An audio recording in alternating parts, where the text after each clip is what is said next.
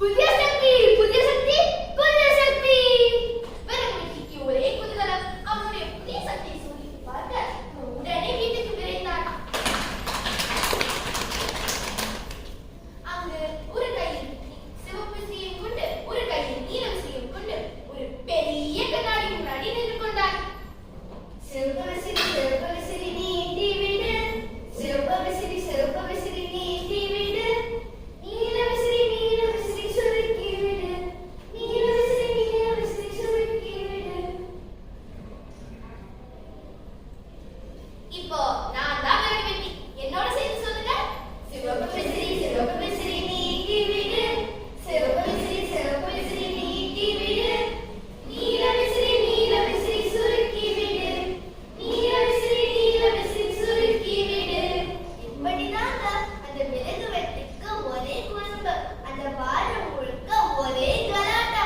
ஆமாங்க, ஒரே அமர்க்கலம். அவ தெருவில் ஒவ்வொரு வீட்டுக்கு போய் ஜன்னல்களை எட்டி பார்த்து அவனோட நண்பர்கள் தூங்கும் போது அவங்களோட மூக்கை நீளமாகவும் சுருக்கியும் விளையாடி கொண்டிருந்தார். அப்படிலாம் செய்யலாமாங்க? அப்படிதான்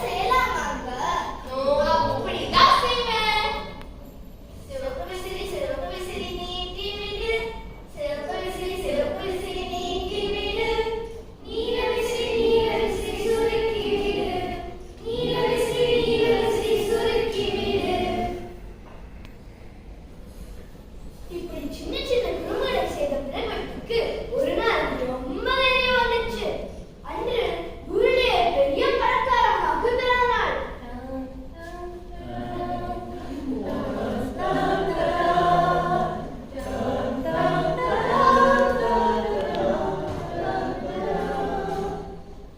அவள் விழாவுக்கு ஊரில் பல முக்கிய புள்ளிகள் கூடியிருந்தார்கள்.